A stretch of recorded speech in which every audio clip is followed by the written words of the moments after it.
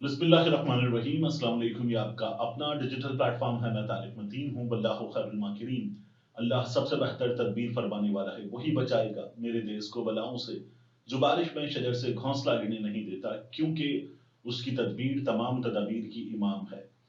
दिसंबर की 23 तारीख पीर का दिन, मेरा आपसे आज के दिन ये पहला इंटरेक्शन। अहम तरीन खबरें हैं।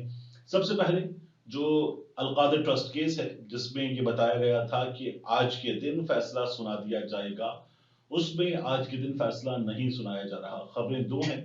एक ये कि फैसला लिखा नहीं जा सका है अभी तक। दूसरा, जो हुक्काम है, जो हुकूमती हुक्काम है, जो अमला है, उनकी जानिब से दो लेवल्स पर बता दिया गया है। एक पाकिस्तान तहरीक इंसाफ के लोगों को बता दिया गया है, दूसरा इमरान खान साहब के वकला को बता दिया गया है कि आज ये फैसला नहीं सुनाया जा रहा। इसकी मुख्तलिफ रीजंस दी जा रही हैं। एक तो ये कहा जा रहा है कि हुकूमत इतना बेहतर फैसला लिखना चाहती है कि अब की बार इमरान खान साहब के वकला की टीम, जो हर बार हाई कोर्ट में जाते ही मामले को उड़ाकर रख देती है, तो वो इतनी आसानी से कामयाब ना हो सके। गो कि ये केस ज्यादा आसान है सलमान सफदर साहब के मुताबिक। उनके लिए अगली अदालत में यहां से ये कहा जा रहा है कि सजा सुनाई जाएगी, लेकिन अगली अदालत में ज्यादा आसान है, क्योंकि कोई मॉनेटरी बेनिफिट इमरान खान साहब का बुशरा बीबी का लेना साबित नहीं। तो फिर करप्शन का केस किस बात का, सलमान सफदर साहब कहते हैं। लेकिन दूसरा ये भी कहा जा रहा है कि चूंकि मुज़ाकरात हुकूमत के और पाकिस्तान तहरीक इंसाफ के और उसके दोस्तों के होने जा रहे हैं, इसलिए ये अभी फैसला नहीं सुनाया जा रहा। वक्त लिया जाएगा। हुकूमत इसे अपनी जानिब से एक सीबीएम के तौर पर सामने रखेगी और पाकिस्तान तहरीक इंसाफ से हुकूमत एक सीबीएम चाहेगी। अब इस मौके पर जरूरी है कि फिर हुकूमत क्या सीबीएम चाहेगी, उसकी बात करने से पहले देखिए जो खबर आ रही है इन मुज़ाकरात के हवाले से, उसमें आज बैठक लगेगी। बताया जा रहा है कि दिन 11:30 बजे, 11:30-12 बजे ये मुज़ाकरात का आगाज होगा। पहला राउंड होने जा रहा है स्पीकर चैम्बर में, सरदार अयाज सादत के चैम्बर में। अब जो कमेटी हुकूमत ने बनाई, उस कमेटी को आप देखिए तो आपको नजर क्या आता है। देखिए, हुकूमत की कमेटी में है इसहाक डार साहब, सेनेटर इरफान सिद्दीकी साहब, नून लीग के दो लोग। ये दोनों जो लोग हैं नून लीग के, ये लोग हैं नवाज शरीफ के कैंप के लोग। इसहाक डार नवाज शरीफ के आदमी हैं, नवाज शरीफ की पहली चॉइस है, और इसहाक डार नवाज शरीफ के समधी भी हैं। इसहाक डार जो हैं वो ज्यादा जोर से लड़ नहीं पाते, लेकिन सिविलियन सामने हो तो जोरदार अंदाज में लड़ने वाले आदमी हैं इसहाक डार साहब। सेनेटर इरफान सिद्दीकी साहब ये मियां नवाज शरीफ साहब की तकारीर लिखते हैं। इसके एवज ही इरफान सिद्दीकी साहब को सेनेटरशिप मिली है। ये भी नवाज शरीफ के आदमी है। इसके बाद नून लीग की जानिब से वजीर आजम के मुशीर बराए सियासी उमूर राना सनाउल्लाह साहब हैं, जो 25 मई के मौके पर हुआ था, जब ये वजीर दाखिला थे, जो पाकिस्तान तहरीक इंसाफ के साथ हुआ, राना सनाउल्लाह ने किया। राना सनाउल्लाह साहब सालेह मॉडल टाउन में भी मरकजी मुलजिम थे। तो राना सनाउल्लाह साहब जो हैं वो लड़ने वाले आदमी हैं। मैं अपनी ओपिनियन दे रहा हूं आपको। अरशद शरीफ केस में भी हमने ये देखा कि अरशद शरीफ पर, दीगर तमाम लोगों पर जो कुछ हुआ, उसमें वजारत दाखिला की नाक के नीचे सब कुछ हो रहा था। राना सनाउल्लाह साहब उसके लिए मौजूद थे। तो राना सनाउल्लाह साहब लड़ने वाले आदमी हैं। ये भी हुकूमत की जानिब से मुज़ाकरात की इस कमेटी में शामिल है। आप देखिए कि हुकूमत क्या मुज़ाकरात करने जा रही है। फिर उसके बाद पाकिस्तान पीपल्स पार्टी के राजा परवेज अशरफ और नवीद कमर साहब, ये दो लोग हैं। नवीद कमर साहब और राजा परवेज अशरफ अपनी जमात के अहम तरीन रहनुमाओं में शामिल हैं। मिजाजन बात करें तो राजा परवेज अशरफ साहब जो हैं, उन्हें हमने पैंतरे बदलते हुए देखा है। नवीद कमर साहब जो है, वो मेरी ओपिनियन में, जो मैंने ऑब्जर्व किया, उसके मुताबिक ये जरा बैकफुट पर रहते हैं, लो प्रोफाइल रहते हैं। ये डायलॉग के प्रोसेस में ऑब्जर्वर ज्यादा होंगे, पार्टिसिपेशन के हिसाब से जरा सब पीछे होंगे। पाकिस्तान पीपल्स पार्टी ने दो संजीदा बंदे उतारे हैं, दो मरकजी बंदे उतारे हैं इसमें। फिर हुकूमत ने, क्योंकि ये मुश्तरका हुकूमत है, पीपल्स पार्टी के बाद किसको लिया है, इसमें है एमक्यूएम के खालिद मकबूल सिद्दीकी। एमक्यूएम की जानिब से सबसे बड़ा नाम यही है, ये इसमें मौजूद है। खालिद मकबूल सिद्दीकी साहब अभी कह रहे थे कि हमें ये नहीं पता कि हम इस हुकूमत से न जाने का वाला खोज रहे हैं। तो एमक्यूएम ने गुज़श्ता कुछ अरसे में सियासी फैसले अपने नहीं किए। एमक्यूएम एस्टैब्लिशमेंट की नुमाइंदा है। राना सनाउल्लाह साहब ने कहा था कि नून लीग एस्टैब्लिशमेंट को मुज़ाकरात में शामिल रखेगी, तो ये भी शामिल रखने वाला काम है। मजीद क्या किया एस्टैब्लिशमेंट को शामिल रखने वाला काम, वो भी मैं आपको बता देता हूँ। तो एक इसमें मौजूद हैं खालिद मकबूल सिद्दीकी एमक्यूएम की जानिब से, फिर उसके बाद आईपीपी के अलीम खान, काफ लीग के चौधरी सादिक, ये फिर एस्टैब्लिशमेंट के नुमाइंदे हैं। तो एस्टैब्लिशमेंट केस में इस तरह से हो गए 3 अदद नुमाइंदे। अब दूसरी जानिब क्या टीम है? दूसरी जानिब टीम है पाकिस्तान तहरीक इंसाफ की जानिब से उमर अयूब साहब। उमर अयूब साहब जाहिर है कि जमात की जानिब से पार्लियामान में सबसे सीनियर आदमी हैं, ये मौजूद हैं। वज़ीर आला खैबर पख्तूनख्वा अली अमीन गंडापुर, जो इख्तियारात हैं, जो सूबे के चीफ एग्जीक्यूटिव हैं, बहुत सी चीजों पर जो अमल दरामद करते हैं, अली अमीन गंडापुर साहब मौजूद हैं। तो 2 अहम तरीन नाम। और गंडापुर साहब जो हैं वो जब आएंगे स्पीकर चैम्बर में बैठेंगे, बात करेंगे, हिस्सा बनेंगे इस्लामाबाद में मौजूद रहकर। तो अभी जो 26 थी उसके बाद गंडापुर साहब यहाँ दोबारा आएंगे, डी चौक पहुंचेंगे। तो गंडापुर साहब यहाँ उनका होना, जो जाहिर है कि गंडापुर साहब दोनों काम करते हैं, ये एग्रेसिव भी हैं और पॉलिटिकल डायलॉग में भी आगे बढ़ने वाले आदमी हैं। फिर इनके साथ हैं साहिबजादा हामिद रजा, ये पाकिस्तान तहरीक इंसाफ के सबसे वफादार साथियों में शामिल हैं, इमरान खान साहब के, और अपने जो धड़ा है उसकी सरबराही करते हैं। साहिबजादा हामिद रजा साहब जो हैं वो डायलॉग में यकीन रखने वाले आदमी हैं और अपनी जगह जम के खड़े रहने वाले आदमी हैं। सलमान अकरम राजा साहब हैं। सलमान अकरम राजा साहब जमात में नए हैं, कानूनी दिमाग बहुत बड़ा है। सलमान अकरम राजा साहब इसमें शामिल हुए हैं, उनका होना एक अच्छी चीज है। असद कैसर साहब हैं। असद कैसर साहब इमरान खान साहब के साथ ये उस वक्त वफादारी दिखा गए जब परवेज खटक अलहदा हो गए, बहुत बड़ा मौका था और असद कैसर साहब इमरान खान साहब के साथ खड़े हुए। नर्व्स की बात करें तो असद कैसर साहब को मैंने गर्म मिजाज भी पाया है, जब ये कह रहे थे कि हम तो अपने बाप से भी माफी नहीं मांगते, तो ये गर्म मिजाज साबित हुए। लेकिन असद कैसर साहब को मैंने पीछे हटने वाला भी पाया जब इमरान खान साहब ने कहा था कि ऐवान में आप इसको कंडक्ट करेंगे। असद कैसर साहब पीछे हटे थे और फिर हमने देखा कि वहां कासिम सूरी साहब आए थे। तो ये पाकिस्तान तहरीक इंसाफ का कॉम्बिनेशन है। इसमें जो एग्रेसिव वाले लोग हैं, जो हुकूमत की तरह, वो उमर अयूब साहब हैं, लेकिन अगेन डायलॉग के लिए सब बैठ रहे, तो एक अच्छी बात है। मैंने पहले भी आपसे अर्ज किया, डायलॉग के लिए बैठते वक्त पाकिस्तान तहरीक इंसाफ वाले प्री कंडीशन के साथ बैठे कि ये हमारी शर्त है, इसके बाद डायलॉग आगे बढ़ेंगे, या पाकिस्तान तहरीक इंसाफ वाले मुतालबात लेकर बैठे। डायलॉग होने अच्छी बात है, मुतालबात के साथ बैठना चाहिए, प्री कंडीशन के साथ पाकिस्तान तहरीक इंसाफ को नहीं बैठना चाहिए। प्री कंडीशन उस पर जब ये कमेटी बन गई तो अमल दरामद किसी हद तक हो ही गया है, क्योंकि ये नाम जो है वो इससे बेहतर हो सकते थे, यानी मौसम नकली हो जाते। हुकूमत के नहीं है, एस्टैब्लिशमेंट के हैं, और एस्टैब्लिशमेंट के ऐसे आदमी हैं कि उनके पास ज्यादा इख्तियारात हैं, तो वजीर आजम से भी ज्यादा इख्तियारात है। तो मौसम नकली होते तो डायलॉग जो है वो, जो राना सनाउल्लाह ने कहा था ना कि हम एस्टैब्लिशमेंट को लूप में रखेंगे, तो एस्टैब्लिशमेंट ऑन बोर्ड ज्यादा बेहतर अंदाज में होती। लेकिन बहरहाल अब ये मुज़ाकरात होने जा रहे हैं, इमरान खान साहब के खिलाफ ये फैसला नहीं सुनाया जा रहा। इस खबर की रिपोर्टिंग में भी ये बात बताई जा रही है।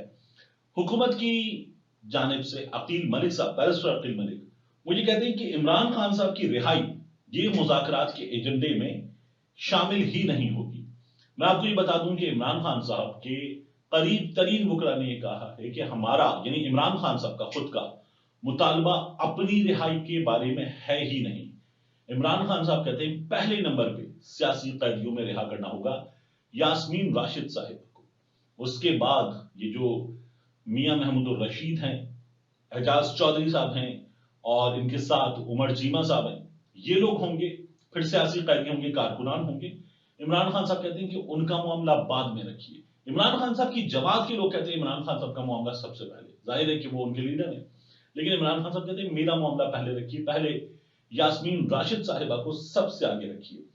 अब ये आज होने जा रहा है इजलास, अच्छी बात है, और बातचीत, मुकालमा, इससे आगे बढ़ेंगे, इस तरह की बातें की गई हैं, जो एक खुश आइंद चीज है। क्या नतीजा निकल सकता है मुज़ाकरात से? तो हमेशा याद रखिएगा कि बातचीत से ही नतीजा निकलता है। गोली चला के देख ली, गोली चलाने से मसला हल नहीं होता। हुकूमत का जो प्रॉब्लम है وہ بڑھا ہے, بگڑا ہے. گولی چلانے سے حکومت کا پرابلم حل نہیں ہوا. اسی لیے آپ دیکھیے کہ یورپین یونین نے بھی امریکہ کی جانب سے, رچرڈ گرینل کی جانب سے پریشر آ ہی رہا تھا, لیکن یورپین یونین نے یہ کہا ہے کہ 9 مئی کے مقدمات میں فوجی عدالتوں کے جو فیصلے ہیں ان پر ہمیں تشویش ہے. اب ان کا یہ کہنا ہے کہ ایک کنونشن ہے, international convention for civil and political rights, ICCPR, ICCPR, international convention for civil and political rights. Pakistan نے غالباً ستمبر 2008 میں اس کو سائن کیا تھا, تو پاکستان اس کا پابند ہے. یورپین یونین کہتی ہے کہ اس کنونشن کا جو آرٹیکل ہے 14 اس پر عمل درآمد پاکستان کو کرنا ہوگا. یورپین یونین کی جانب سے کہا جا رہا ہے کہ GSP plus generalised scheme of preferences, یہ پاکستان کو اسٹیٹس حاصل ہے. تجارت کے معاملے میں ترجیحات پاکستان کو دی جائیں گی.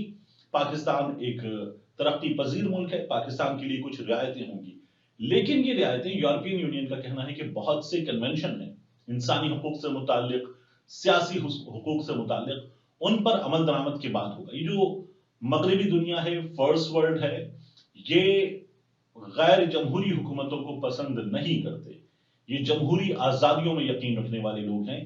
اسی لیے انہیں بڑی تشویش ہے کہ پاکستان میں شہریوں کے ساتھ کیا ہو رہا ہے, اور یہ حکومت سے مطالبہ کر رہے ہیں کہ آپ نے یہ جو فوجی عدالتوں میں فیصلے سنائے ہیں یہ ٹھیک نہیں کیا, ہمیں اس پر تشویش ہے. اسی لیے یہ کہا جا رہا ہے کہ پاکستان اس سے محروم ہو سکتا ہے. اللہ نہ کرے کہ یہ ہو, لیکن اگر یورپین یونین اس اسٹیٹس پہ جس کے تحت ہماری تجارت پاکستان کی یورپین یونین سے ہوتی ہے, ہم اپنی ٹیکسٹائل مصنوعات کا ایک بڑا حصہ وہاں بھیجتے ہیں, تو ہمیں نقصان ہوگا اس حکومت کی وجہ سے. یعنی ہمیں اس حکومت کی وجہ سے یہاں نقصان ہو رہا ہے, شہریوں کو, کاروبار کو, روزگار کو, سرمایہ کاری کو, اور بیرون ملک بھی نقصان ہوگا. تو بہت ہی فارغ کارکردگی اس حکومت کی. اب یہ حکومت جو ہے, اس نے جو فوجی عدالتوں میں سزائیں دلوائی ہیں, یعنی یہی گئے اور جا کے انہوں نے کہا کہ فوجی عدالتوں میں سزائیں دی جا سکتی ہیں. اٹارنی جنرل نے کچھ وعدے کیے سپریم کورٹ آف پاکستان سے فوجی عدالتوں کے حوالے سے, جن میں سے کچھ بھی پورا نہیں ہوا. یعنی وعدہ یہ تھا کہ سزائیں طویل نہیں ہوں گی, 10 سال کی, 7 سال کی, 6 سال کی سزائیں ہیں. دوسرا یہ بھی وعدہ تھا کہ تفصیلی فیصلے دیے جائیں گے, وہ فیصلے نہیں ہیں. تیسرا آپ دیکھیے کہ ہوا کیا ہے ان عدالتوں میں. فوجی عدالتوں میں جو ٹرائل تھا اس کی کوئی میڈیا کوریج نہیں تھی. فوجی عدالتوں میں جو ٹرائل تھا ایک خفیہ ٹرائل تھا, سامنے ایک فوجی افسر تھا جو جج تھا, اور اس کے سامنے تمام چیزیں ہو رہی تھیں. جج بھی وہی, جیوری بھی وہی, مدعی بھی وہی, یعنی انہی کا کیس تھا کہ ہم پر حملہ ہوا ہے. اب جن پر حملہ ہوا ہے وہ خود ہی فیصلہ کر رہے ہیں. تو ہوتا یہ ہے کہ جو متاثرہ فریق ہے وہ جج کے سامنے, عدالت کے سامنے بتاتا ہے. یہاں متاثرہ فریق خود ہی جج ہے, تو یہاں فیصلے ہوئے ہیں. اس لیے بھی ان فیصلوں پر تشویش ہے, اور یہ تشویش آپ کو پاکستان میں بھی نظر آ رہی ہے, ٹیلی ویژن پر سیاسی تجزیوں میں, سوشل میڈیا پر سیاسی تجزیوں میں, اور بیرونی دنیا میں بھی نظر آ رہی ہے. امریکہ سے مطالبات آ رہے ہیں, یہاں مطالبات ہو رہے ہیں یورپین یونین کی جانب سے, اور پاکستان کی اس حکومت کے لیے ظاہر ہے کہ یہ اچھی خبر نہیں ہے. دوسرا یہ لوگ بار بار کہہ رہے ہیں رچرڈ گرینل اصلی نہیں ہے. اس رچرڈ گرینل کو 2018 سے 2017 سے ٹرمپ بار بار ٹیگ کر رہا ہے, اور ہمارے ہاں کچھ ایسے عقل کے اندھے بیٹھے ہوئے ہیں جن کا کہنا ہے کہ رچرڈ گرینل اصلی نہیں ہے, یہ کوئی پاکستان تحریک انصاف کا کارکن ہے جس نے رچرڈ گرینل کے نام سے اکاؤنٹ بنایا ہوا ہے. تو یہ چونکہ خود بھی ایسے کام کر لیتے ہیں, ڈھیروں کر لیتے ہیں, اس لیے ان لوگوں نے اس طرح کی جھوٹ سوشل میڈیا پر بولنا شروع کر دیے ہیں. دو چیزیں آخر میں مجھے آپ کو اور بتانی ہیں. ایک فرحت جاوید ربانی جنہوں نے BBC پر سٹوری کی تھی, اور اس سٹوری میں تمام نام فرضی تھے. یعنی ایک صاحب جن کی اہلیہ نے بتایا کہ میرے ہاتھوں میں خون ہی خون تھا, اس روز میرے شوہر کو گولی لگی تھی. ایک اور ڈاکٹر, اس کے علاوہ کوئی متاثرہ شخص جس کو گولی لگی تھی, ان تمام کے فرضی نام لکھے ہوئے تھے. اب جب ہمارے سامنے محمد ادریس شہید ہو گئے ڈی چوک میں گولی لگنے والے, جن کا 478واں روزہ تھا اس دن جب وہ ڈی چوک پہنچے تھے, وہ محمد ادریس گزشتہ روز گزر گئے. تو فرحت جاوید ربانی نے ٹویٹ کیا, one of the wounded person I interviewed for this story, Muhammad Idris has passed away today. BBC نے لکھا تھا میرے ہاتھوں پر شوہر کا خون ہی خون تھا, پی ٹی آئی کے خلاف گرینڈ آپریشن کے بعد اسلام آباد کے اسپتالوں میں بی بی سی کی ٹیم نے کیا دیکھا، تو وہ خاتون جو تھی وہ ادریس صاحب کی اہلیہ تھی۔ فرحت جاوید ربانی نے تب ان کا فرضی نام لکھا تھا، اب بتا دیا ہے۔ تو گولی چلی، لوگ جان سے گئے، اور جو 12 شہادتیں ہوئی ہیں وہ شہادتیں، یہ جو برسٹ مارے گئے رات میں اندھیرا کرنے کے بعد گولیاں چلائی گئی، یہ 12 شہادتیں اس سے پہلے کی ہیں۔ یہ پاکستان تحریک انصاف کا صاف طور پر کہنا ہے۔ تو پھر ان برسٹ کے بعد کیا ہوا، یہ ابھی ہمارے سامنے آنا باقی ہے۔ 13ویں شہادت ہے 12 کے بعد محمد ادریس کی۔ ان برسٹ کے چلنے کے بعد کتنے لوگ جان سے گئے، کتنے لوگ زخمی ہوئے، ابھی وہ نمبر ہمارے سامنے آنا باقی ہے۔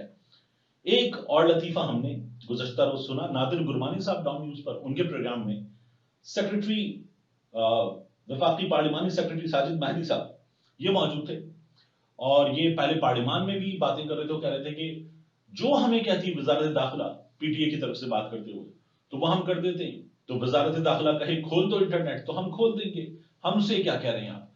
اب یہ کہتے ہیں کہ لوگ انٹرنیٹ کم استعمال کریں، ملک میں لوگ انٹرنیٹ کم استعمال کریں، بلا وجہ انٹرنیٹ استعمال نہ کریں تو کافی لوڈ کم ہو جائے گا۔ تو انٹرنیٹ کی سست رفتاری کا یہ جواب دیا جا رہا ہے، کہا جا رہا ہے لوگ صرف کام کے لیے انٹرنیٹ استعمال کریں۔ دوسرا ان کا یہ کہنا ہے کہ ہمارے علم میں تو یہ بات نہیں آئی کہ ملک میں انٹرنیٹ سست ہونے سے کسی کا نقصان ہوا ہے۔ یہ حکومت کے حکام ہیں جو یہ ہمیں لطیفے سنا رہے ہیں، ان کا کہنا ہے کسی کا کوئی ذاتی نقصان ہوا تو کچھ کہہ نہیں سکتے، لیکن ہمارے علم میں یہ بات نہیں آئی کہ کسی کا کوئی نقصان انٹرنیٹ کی سست روی کی وجہ سے ہوا ہے۔ اس پر میں کوئی بھی تبصرہ نہیں کرتا۔ عجیب و غریب واہیات قسم کے مذاق اس حکومت کے لوگ کر رہے ہیں اس ملک کے شہریوں کے ساتھ مسلسل۔ ملتے ہیں انشاءاللہ آپ سے اگلی ویڈیو میں۔